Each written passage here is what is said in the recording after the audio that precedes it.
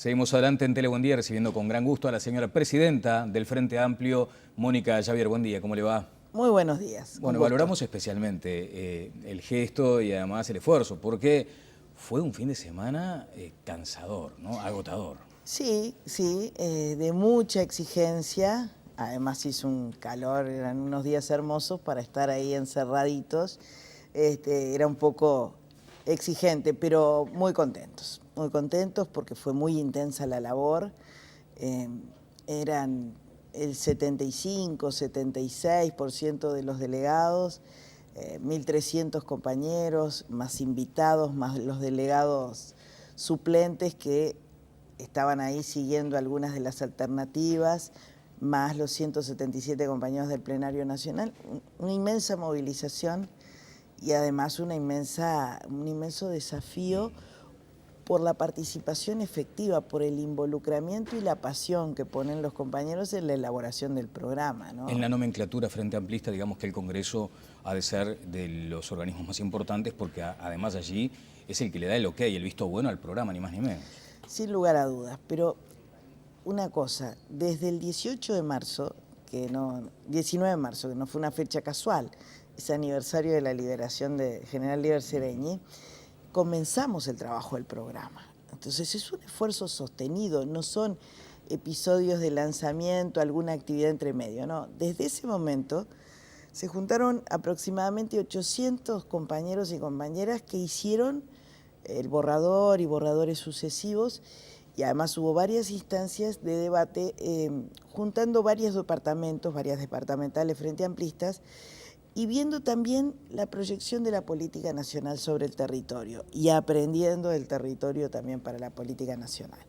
Entonces, a veces hay temas que los compañeros vienen con una elaboración que sorprende, pero bueno, es muy positivo, ¿no? Bueno, acá estamos observando algunas imágenes de lo que fue ese encuentro.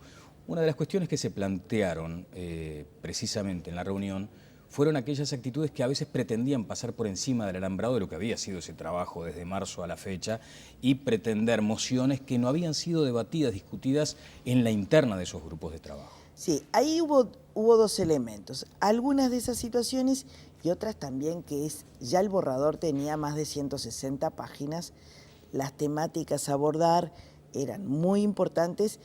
Esto es una base, o sea, nosotros no vamos con un libro grande de programa a la elección, luego se hace una plataforma electoral, pero el programa siempre es muy bueno y es muy utilizado. Y el sentimiento de apropiación de la gente cuando ha formado parte de la elaboración es muy positivo. Entonces, hubo algunos aspectos que, si no se habían venido elaborando en el proceso, no pasaron, digamos, y otros en los que no nos dio el tiempo de culminar. Y ahí el procedimiento también fue avalado con mucho apoyo de todo el Congreso, que es en algunos temas donde había algunas dificultades técnicas mayores que no se podían abordar por el tiempo, porque en realidad uno veía el compañero o la compañera de quebracho con el ministro diseñando y mejorando las cosas. Algunos temas no se podían abordar, entonces las comisiones lo trabajaron y el plenario acordó pasárselo a una comisión de esas que trabajó en el Congreso, más la comisión de programa, verlo en un plenario nacional y después incorporarlo al programa. Bien, jornadas de calor, como decía usted, hablando de los aspectos de playa y de debate acalorado, tenso por momentos, agitado. ¿Se esperaba un nivel de tensión de esas características? Atravesado por las instancias deportivas del fin de semana, también, que no son menores, ¿no? Sí, porque sí, allá estaban monitoreando la situación. Sí. La pasión en el debate, en la confrontación de ideas en el frente es natural. Uno se tiene que extrañar si no ocurren. Ustedes saben que hay muchos compañeros que han insistido, bueno, ¿qué es un tercer periodo consecutivo de gobierno? Tiene que ser algo diferente. Sobre todo esa cosa del señalero, ¿no? Del señalero, giro a la izquierda. Bueno, la verdad que... Giro a la izquierda, bueno, ¿qué significa? ¿Ah? Cambios de modelos. Bueno, ¿hacia dónde? Entonces, Yo creo que el programa conjuga muchas de las aspiraciones que son los contenidos reales. Pero se gira más a la izquierda a través del programa desde su punto de vista. Mire, yo creo que se profundiza el rumbo, pero que el rumbo es el mismo. Yo creo que desde el inicio siempre existió una voluntad que desde el punto de vista de los instrumentos tributarios, políticas públicas, fuera coincidente en una mejor distribución en la sociedad.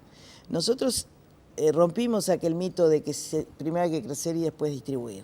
Se ha crecido con distribución. Claro, hay compañeros que dicen se podría haber distribuido más. Y sí, el problema es si se puede combinar el crecimiento con la distribución a la vez. Entonces, muchos compañeros dicen, ¿por qué no apoyar más las pequeñas y medianas empresas en lugar del gran capital y además extranjero? Bueno, porque hay que hacer una combinación y porque ese gran capital extranjero tiene condiciones sociales y ambientales y ha generado empleos genuinos y de calidad, también de los otros, pero ha habido una autoridad laboral atenta y se ha mejorado muchísimo en las condiciones. Ha sido un tema permanente, los derechos, la centralidad del mundo de trabajo para este proyecto Frente Amplista ha sido fundamental y creo que es distintivo en la región, ¿verdad? Porque no ha tenido dificultades, o las ha sorteado, porque las dificultades siempre existen, entre los trabajadores y los empresarios. Y a veces hay que escuchar a algunos empresarios que tienen un grado de involucramiento con el desarrollo, y lo mismo muchos trabajadores, y ninguno desistiendo de algo que a veces asusta mucho, la lucha de clases. La sociedad es una lucha de intereses, y los sectores sociales existen. Entonces, yo creo que es muy importante destacar que más allá de que hubo muchos temas en discusión, la centralidad del mundo del trabajo para este proyecto sigue siendo esencial. Bien, hoy en la prensa predominan dos temas, naturalmente el del fútbol, el del clásico y el del Congreso del Frente Amplio. Y allí hay algunos títulos que indican el riesgo que corrió el Congreso de que no fuera respaldado, apoyado o avalado por el Frente Liber Sereñí, por ejemplo, en atención a ese debate sobre temas económicos, sobre el rumbo económico. ¿Sucedió? Sucedió el sábado y el domingo los mismos compañeros involucrados subieron a informar al conjunto del Congreso que habían seguido debatiendo y habían avanzado en clave de unidad. Y eso también, ¿no? No es el discurso de, bueno, la unidad, no somos diferentes y lo que tenemos es el desafío de generar la síntesis. Entonces, cuando hacemos ese proceso, aunque perdamos, siempre pusimos un poquito en eso y nos sentimos representados. Y esa es parte de nuestro ADN, ¿no? Es la traducción de aquello que nos decía Sereñi del consenso Frente Amplista de manera permanente en una estructura y organización política que ha crecido, no solo en votos, ha crecido en diversidad, porque hay sectores que se han fragmentado, otros que se han unido. Y bueno, es ese uno de los desafíos que uno tiene permanentemente en la conducción, ¿no? Se mantiene el rumbo económico, para decirlo en letra gruesa, sí, y se incorporan algunas modificaciones tributarias. Una de ellas tiene que ver con el pago del impuesto de primaria por parte de los productores agropecuarios. Sí. Eso la oposición lo toma como el Frente en su programa está creando más impuestos. Bueno, esa es una de las cosas que la gente dice, ¿y por qué esto no se da? Y la verdad que si todos pagamos primaria es bastante difícil de explicar por qué no se da a nivel de las superficies rurales, ¿verdad? Claro, hay todo un destino y hay una ley que creó ese impuesto en donde el destino es exclusivamente hacia la alimentación en primaria. Y también en esta propuesta, que obviamente no tiene su diseño acabado, pero sí una voluntad de avanzar hacia ahí, está el que se amplíe el destino y ahí habría que modificar una ley, ¿no? O sea, lo que el programa propone es una serie de avances programáticos y ahí también hubo permanentemente una discusión, no traduce después, no es la plataforma de gobierno, es el programa el que tiene todas las grandes orientaciones. A veces las cosas se iban mucho más hacia la concreción de cada uno de los aspectos y bueno, ahí había que decir Lo cierto es que va a haber entonces modificaciones tributarias relevantes. ¿Esta de primaria hay alguna otra, Mónica? Se ha planteado algunos aspectos, pero que tienen que ver con la evolutividad. Ahí hay una discusión en donde siempre cualquiera de los mecanismos de beneficios es una cuestión que es evolutiva, porque nosotros pensamos el diseño del desarrollo siempre en clave de medio ambiente y de capital humano. Por tanto, aquellos emprendimientos que van hacia esos rumbos estratégicos siempre van siendo mirados como para ser estimulados, ¿verdad? Entonces ahí puede haber algunos aspectos que se retraigan en los beneficios y otros que se avancen. El tema es que ninguna de estas reformas es estática y a veces ni nosotros mismos confiamos en que va a haber una evolutividad y queremos impulsar esa evolutividad, entonces decimos, bueno, y el paso siguiente es tal. Tomando nota, por ejemplo, de lo que señalaron algunos dirigentes del Frente Liber Seregni respecto a que, si se me permite el término, toquetear la matriz impositiva, ¿podría poner en riesgo una victoria del Frente Amplio? Pero no solo por la victoria electoral, por la eficiencia de los resultados.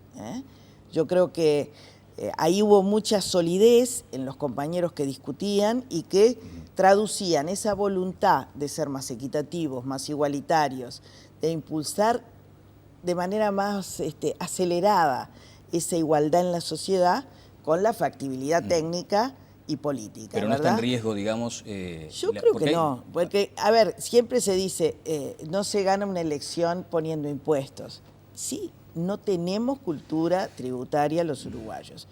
Ahora, cuando uno mira las sociedades más igualitarias, ve que la imposición tributaria es muy grande.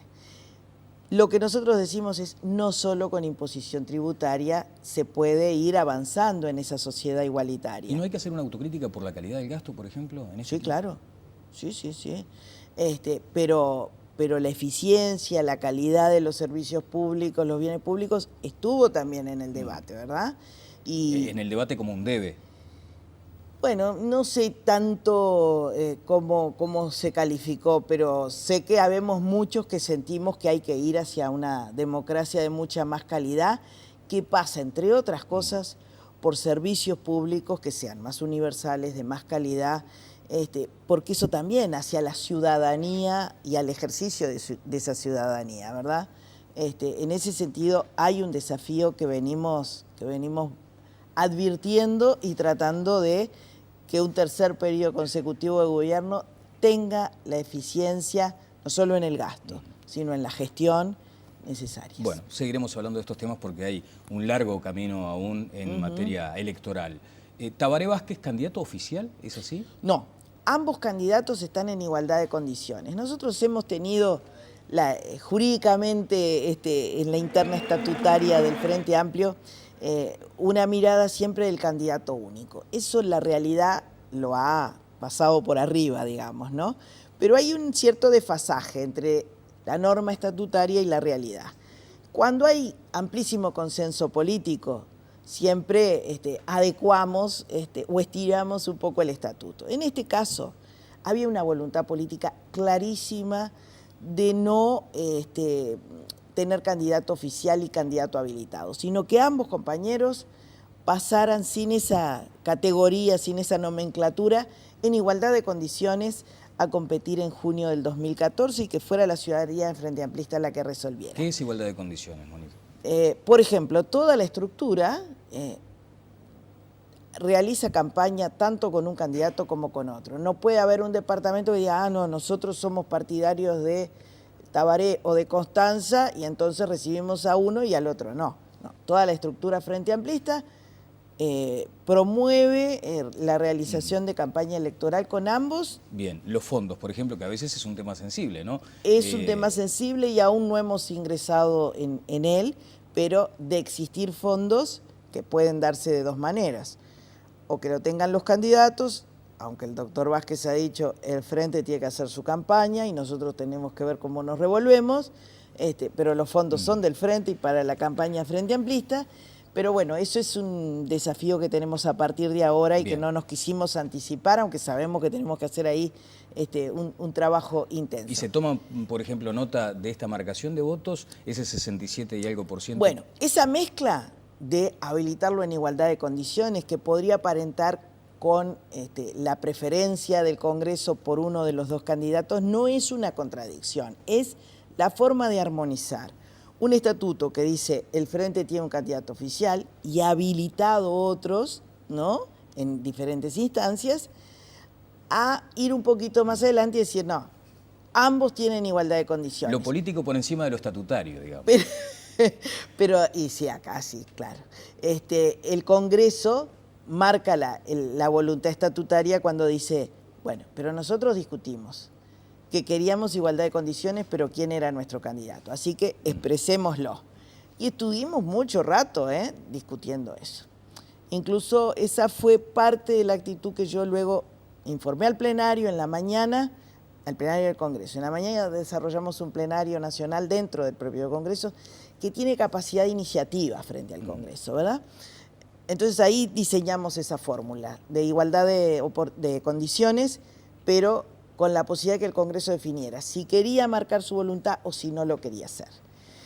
Y en esa segunda parte, la de definir la cuestión instrumental y la de votar por uno o por otro candidato, yo frente al Congreso, teniendo opinión, por supuesto, habiéndola promovido, decidí no expresarme. Y se lo aclaré, porque muchos decían, bueno, ¿y por qué no marcaste el voto? Y no marqué el voto en esa instancia, no porque no tuviera la posición clara, sino porque prefería demostrar con ese gesto que acá va a haber garantías en la igualdad de condiciones de ambos. Fue una candidatos. decisión aplaudida. Mónica, finalmente, porque nos quedan muchos temas, pero poco tiempo, allí se ha dado una circunstancia que tiene que ver con los discursos y con ese porcentaje que quedó allí establecido para Constanza Moreira. Constanza dijo algo así como que ella encarnaba la contrahegemonía contra la cultura del poder que hemos internalizado. ¿Qué comentario sobre esa frase específicamente?